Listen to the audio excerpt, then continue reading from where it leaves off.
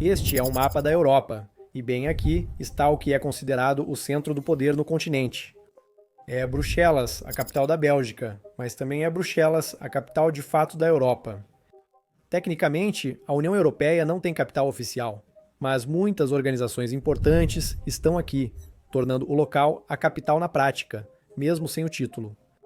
No que é conhecido como o Bairro Europeu de Bruxelas, você vai encontrar as sedes de organizações poderosas como a Comissão Europeia, o Parlamento Europeu, o Conselho da União Europeia e a Agência Europeia de Defesa, só para citar algumas.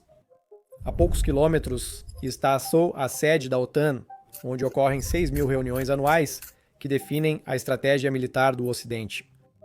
Isso levanta a sexta questão: como uma cidade como Bruxelas, em um país relativamente novo como a Bélgica, se tornou a capital da Europa em primeiro lugar? Bem, parece loucura porque realmente é.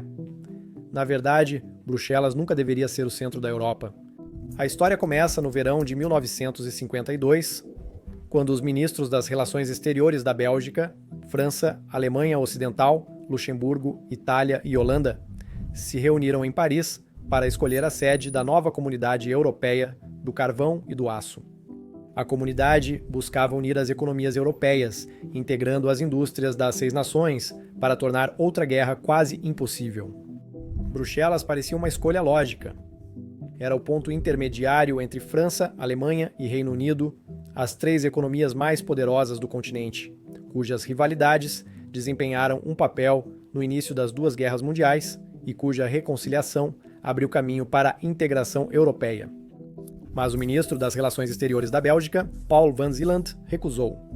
Se seu governo permitisse que Bruxelas sediasse a nova instituição, ele alertou que ela entraria em colapso da noite para o dia. Sua oposição não estava ligada à unidade europeia, mas sim à política interna da Bélgica. 2 anos antes, o país foi dividido por uma crise, com o rei Leopoldo III. Veja, Leopoldo colaborou com os alemães na Segunda Guerra Mundial. Foi uma decisão que levou à sua destituição e o forçou ao exílio na Suíça. Em março de 1950, houve um referendo sobre seu retorno e restauração como monarca, que ele acabou vencendo. Muitos ficaram insatisfeitos, especialmente na Valônia, região francófona, e ocorreram tumultos em Liège e Hainaut, centros industriais. Chegaram a pedir a criação de uma república valã. Em 30 de julho, a polícia atirou nos manifestantes e matou 4 pessoas. Era seguro afirmar que o país estava à beira de uma guerra civil. 3 dias depois, Leopoldo anunciou publicamente que abdicaria em favor de seu filho Baudouin para evitar mais derramamento de sangue. A abdicação formal ocorreu 1 ano depois, mas a classe política belga ainda temia a desintegração do país. Quando Bruxelas foi escolhida para sediar instituições europeias, não havia como isso dar certo.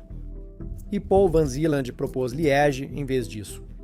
Bruxelas era uma bomba relógio política e linguística na Bélgica por causa da recente crise real. Ficava no meio da Flandres, tornando-se cada vez mais francófona. Os flamengos temiam perder a cidade. Os valões queriam que ela fosse mais francesa. Se Bruxelas virasse capital da Europa, isso alteraria o poder na Bélgica, ampliando a resistência flamenga e podendo levar à rejeição da cidade como capital. Liège era considerada a melhor opção por alguns motivos. Primeiro, a Valônia era mais instável que Flandres, porque se opôs ao retorno do rei Leopoldo III. Dar à cidade um papel de prestígio seria um prêmio de consolação para a Valônia, já que eles ainda viam a abdicação de Leopoldo como um compromisso forçado, não uma verdadeira vitória. Muitos valões desejavam o exílio de Leopoldo, não só sua substituição pelo filho. O segundo motivo era que Liège já era totalmente francófona, então Flandres tinha pouco interesse linguístico nela. O terceiro motivo era que já surgiam sinais de declínio das indústrias tradicionais da Valônia, carvão, aço e indústria pesada, em relação a Flandres. Isso depois causou a mudança econômica com Flandres superando a Valônia. Dar destaque a Liège pode estabilizar economicamente a região. E o último motivo é que Liège era um centro industrial. Assim, ao propor isso, a Bélgica poderia argumentar que a Comunidade Europeia do Carvão e do Aço deveria ser colocada onde o carvão e o aço eram realmente produzidos, e não em uma cidade política como Bruxelas. Mas eis que nenhum outro governo europeu quis Liege. Sem acordo, os ministros optaram por Luxemburgo como solução temporária e compromisso seguro. Ao fim da década, o projeto europeu se expandiu. O Tratado de Roma, em 1957, criou duas novas instituições: a Comunidade Econômica Europeia e a Europeia de Energia Atômica.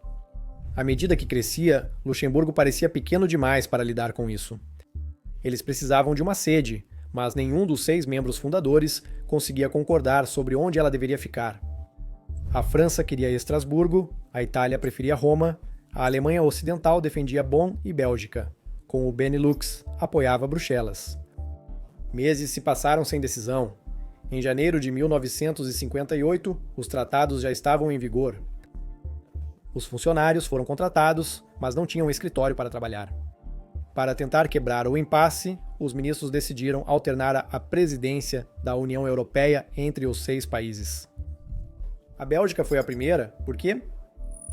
Porque eles seguiram a ordem alfabética, e a Bélgica era a primeira da lista. Bruxelas não foi oficialmente declarada capital da Europa, mas decisões de 1958 definiram esse papel para a cidade. O governo belga alugou um novo escritório ao lado do Parque du Saint-Quentin e ofereceu à Comunidade Econômica Europeia um espaço permanente. No mesmo ano, Charles de Gaulle foi eleito presidente da França. Ele queria que as instituições fossem transferidas para Estrasburgo, mas naquela época, Bruxelas já havia absorvido milhares de funcionários públicos europeus. Após os funcionários começarem lá, ficou difícil transferir tudo. A cidade virou a única opção.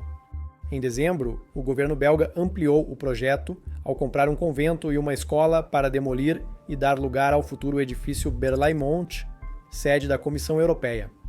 Se os líderes europeus algum dia decidissem se mudar, o prédio poderia ser reaproveitado como um ministério do governo, mas nenhuma decisão desse tipo jamais foi tomada.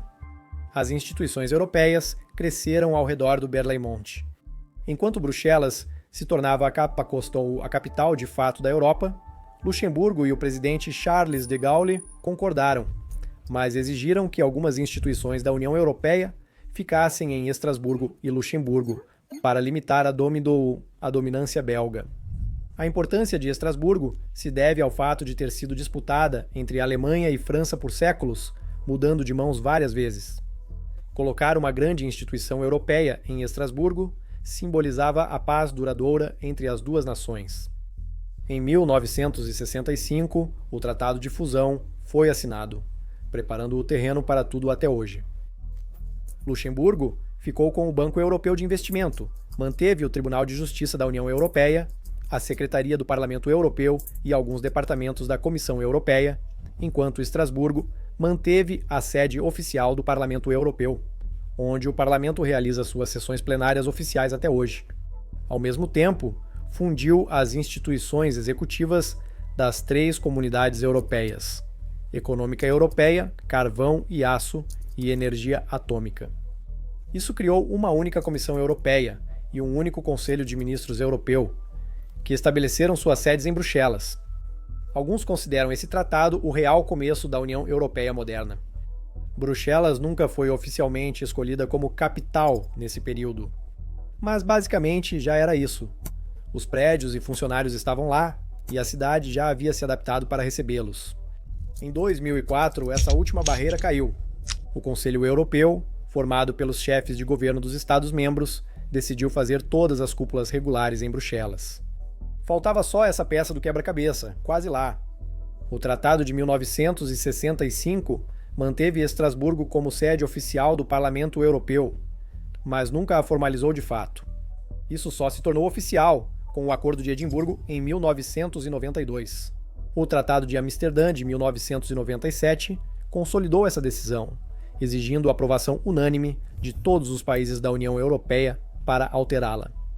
Por isso, o Parlamento Europeu ainda faz votações oficiais em Estrasburgo, mesmo com a maioria dos escritórios e tribunais em Bruxelas. Isso fez com que fosse apelidado de circo itinerante. Veja, mover todo um parlamento 430 quilômetros de Bruxelas para Estrasburgo é uma tarefa enorme.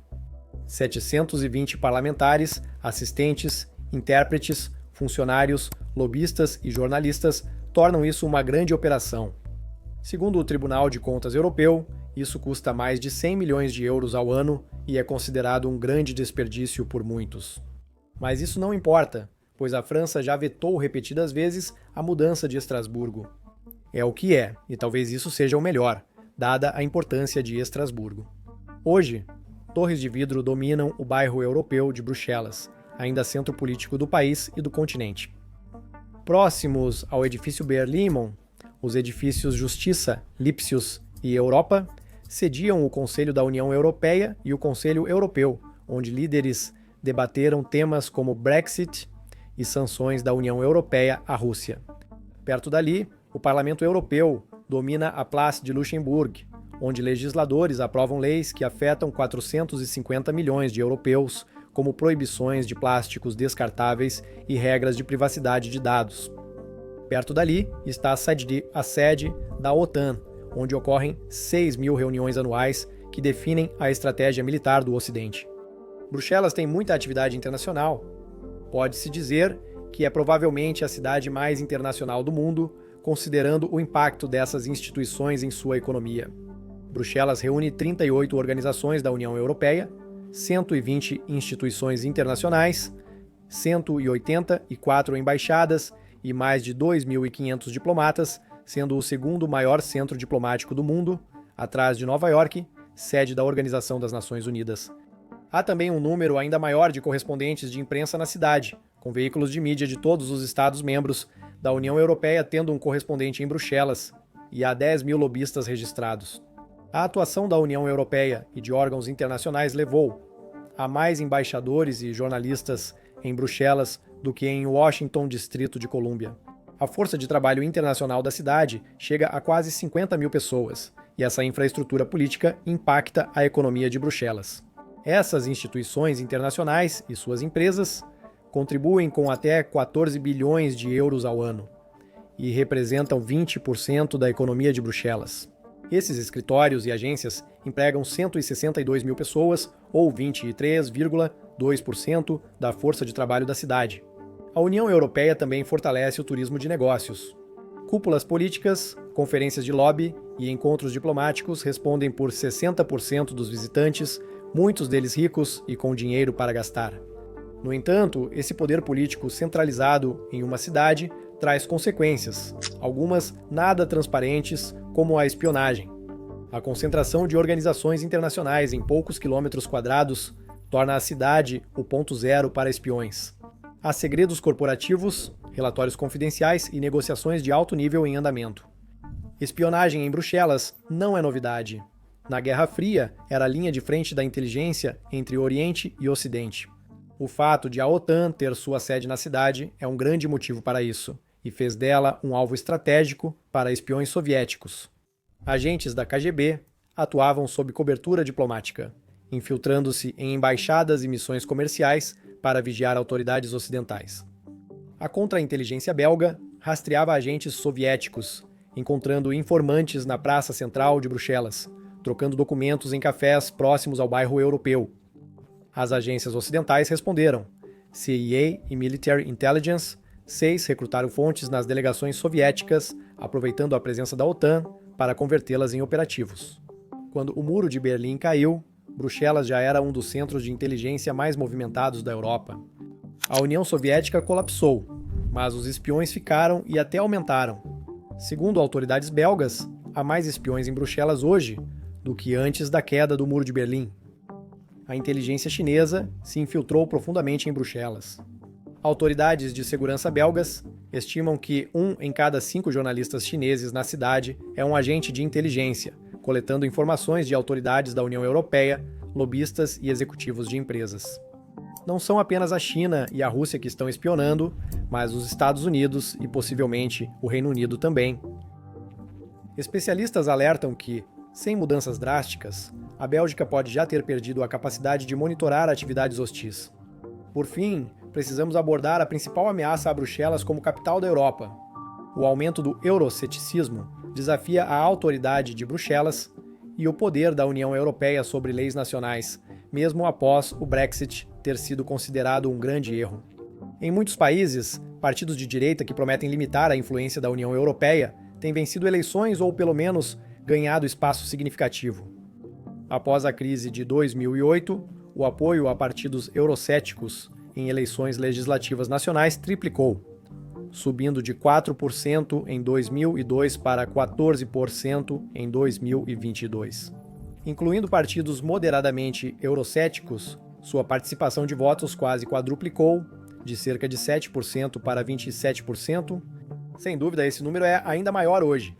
Na eleição do Parlamento Europeu de 2024, um número recorde de 24 países da União Europeia elegeram pelo menos um membro de um grupo eurocético, sendo as 3 exceções Irlanda, Malta e Eslovênia. Embora o Brexit tenha parecido o pior para a União Europeia, sentimentos parecidos surgem em outros países, com movimentos como Nexit, Suexit e especialmente Dexit, o que chama a atenção, pois Frankfurt abriga o Banco Central Europeu e é o maior centro financeiro da zona do euro. Se países deixarem a União Europeia, Bruxelas como capital da Europa perderá importância. Bruxelas ainda é uma cidade pequena com grande influência. Obrigado por assistir, inscreva-se para mais conteúdos e até o próximo vídeo.